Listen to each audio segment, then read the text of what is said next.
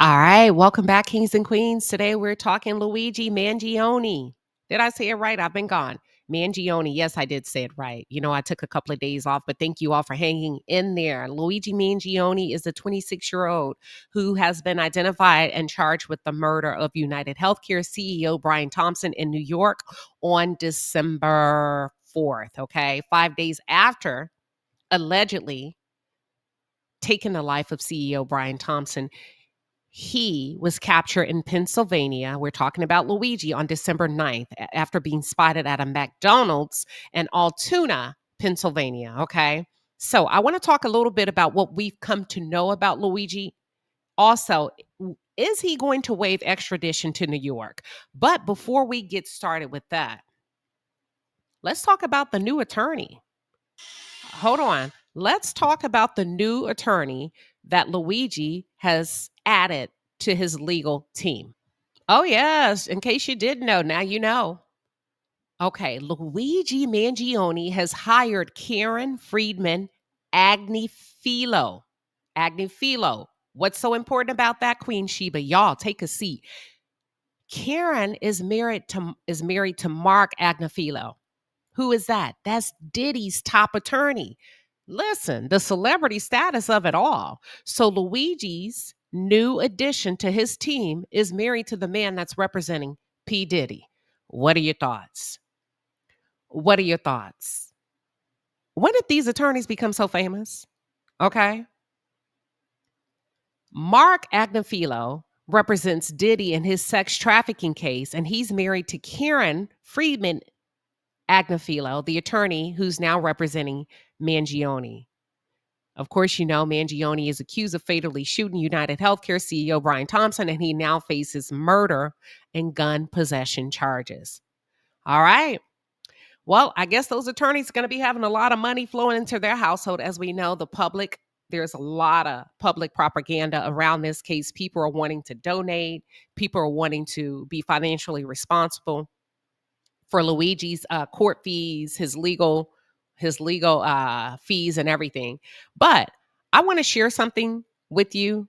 You know what? I'll hold that until the end. I'll hold it into the end. Let's talk about what we've come to know since December 9th about Luigi. Here's what we know now. There's a possibility that he could waive extradition to New York to face shooting charges. Okay.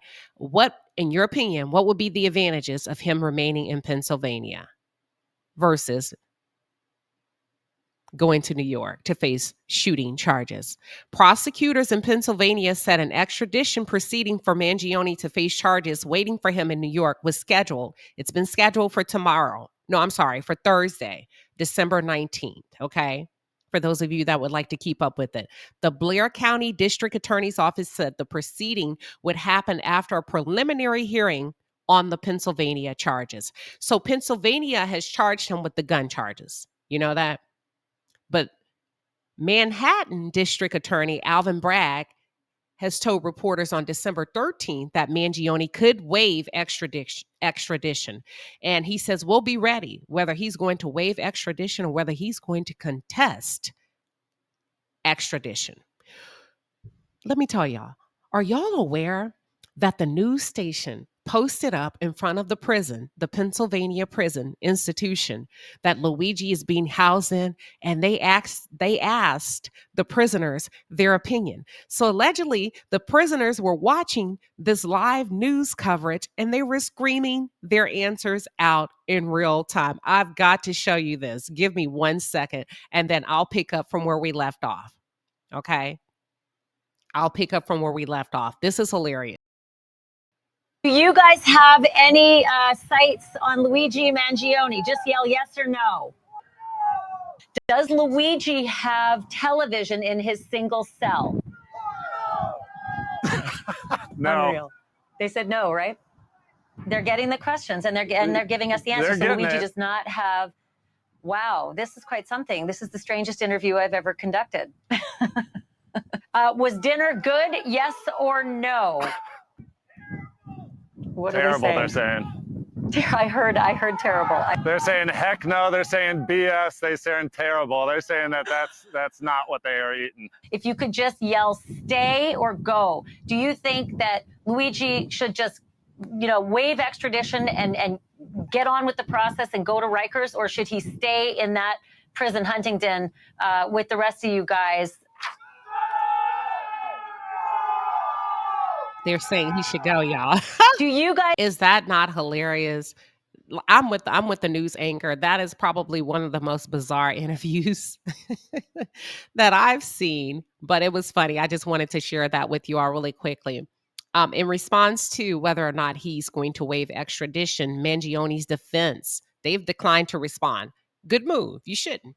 You shouldn't be talking anyway, right? Because we have the thing of the client attorney privilege here. Okay, so you shouldn't be talking anyway. Well, Mangione added a prominent defense lawyer. We talked about that. Yes, Miss Karen Agnafilo, who was a high-ranking, y'all, deputy in Manhattan District Attorney's Office for years before entering into her own private practice. So she used to be a high-ranking DA. That may be good. And I also think it's a strategy. It's a defense tactic because now we're introducing the element of having a woman on a legal team, right? Having a woman on a legal team. Because I have a feeling that this case is going to, well, it's already been tried publicly. Okay. Do you feel like Luigi Mangione is going to remain in Pennsylvania, or do you feel like he's going to go to New York? What are your thoughts? Now, I want to talk about a rumor. And people are saying perhaps his connection to Brian Thompson, CEO of United Healthcare, is because he was a disgruntled customer. Listen, that's a lie. He was not a United Healthcare customer. I knew that. I mean, how do you know that? It just doesn't, there's no way. There's no way. Of course, I believe he's a fall guy. I believe it's way bigger than us. We will never, ever come to know. Ever come to know.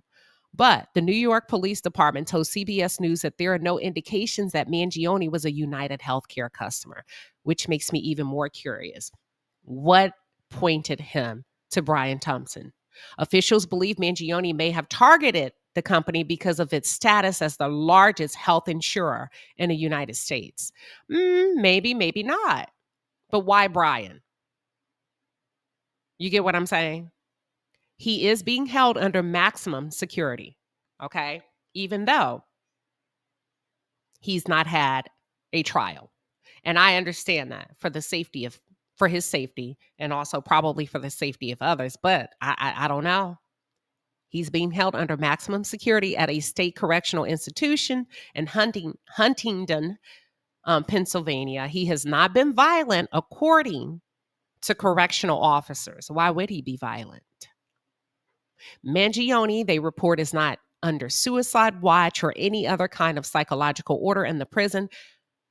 He said that to the judge. I don't know if you all recall when he was initially apprehended and he should not have been talking to the judge, and that's when it's being alleged that his attorney told him to shut up. But I don't blame you, Luigi. He got it out on public record. I am not suicidal, nor am I addicted, or do I have a history of taking any controlled substance? And I think he did that to cover himself just in case. And y'all know what I mean when I say just in case. He is not in solitary confinement, but he is in a cell by himself and does not get to interact with other inmates. The state is going to do what the state wants to do for the benefit of the state. Do you think it's in the best interest that they've taken away all of his privileges? Are they doing that because it's in the best interest of the state, or do you feel like they are keeping him confined to keep him safe? And it's kind of inhumane because Mangione, it's being reported, has not yet had outside time. Now, listen, people on death row get an hour a day, okay? They get an hour a day. What are his constitutional rights when it comes to that? All inmates, no matter their custody level, get out of cell time. Yeah, that's what I was about to say, officials said. So the fact that he doesn't get an hour a day, I don't know. Now, this is what they're saying. He may have traveled to Pennsylvania by train. Following the shooting, investigators have said that the suspect fled into Central Park on a bike and then took a cab to the George Washington Bridge bus station in Upper Manhattan. While investigators initially thought the suspect may have left New York City on a bus that departed from the bus station, they now believe that he took the A subway line back down to Penn Station in Midtown, where they are looking into whether he traveled by train to Pennsylvania. I thought y'all had it all figured out, NYPD. That's what you told us the day after the shooting. That's what you told us the day after the shooting. They are saying that his fingerprints do match the prints found near the shooting scene. What did he touch? Oh, on the water bottle. Okay. And a protein bar near where Thompson was killed matched the fingerprints taken from Mangione, where he was booked into jail. Okay. What are your thoughts on this? They still have not determined a motive. The investigators, just like us, are working or trying to assess what could be the possible theory for the motive behind the shooting. Is it animosity towards the healthcare industry? I think that's the low-hanging fruit. I think somebody else has a bigger motive, way bigger motive. And I think you're utilizing his beliefs, his resentment, his frustration with the healthcare industry to pin something on him, okay? Or to hide the fact that he was sent. There is people with bigger beefs. We're all frustrated with the healthcare system, okay? God forbid. You know what? Let me hold that thought. It's irrelevant. It's irrelevant. They've talked about his debilitating back pain. That's not enough to me. People have debilitating back pain. That's not enough to pin a murder on somebody. You know, it's still a sad situation that Brian Thompson's life was taken in a senseless manner. Senseless manner. I just wish that they would stop playing in our faces and get down to the bottom of it. Now, initially, when I covered this story prior to taking a couple of days off, I did share with you that he went missing for a number of months. And my question was, how come your family and friends did not file, or why did they not file a police report? Well, his mother did right before the December 4th shooting. Now, listen, he's been missing all of those months. Moms, dads, prominent families, people with money, I need you to come to the front. If your Ivy League son, who's 26, has been missing for a number of months, how long would it take before you file a missing police report? Because his mother did file one, and I thank you for coming in the chat to tell me that. But you all, does it not seem suspicious that she waited so long? She filed a missing persons report for her son with the San Francisco Police Department. Okay. A person close to the investigation told CBS News. And according to the San Francisco Standard, the mother filed the report on November 18th. Ma'am, the last time you spoke with him was July, August, September, October, November. You waited. How many mothers? Come on, y'all. Does this not sound a little bit suspicious or fishy that a mother, even a father, because we're not going to put it all on the mom, would wait 4 months? In a statement, December 13th, a spokesperson for the FBI's New York field office said that the office received a tip from San Francisco police about the shooting suspect's possible identity. FBI New York conducted routine investigative activity and referred this and other leads to the New York City Police Department as part of our assistance to them in their investigation, the spokesperson said in a statement to CBS News. CBS News report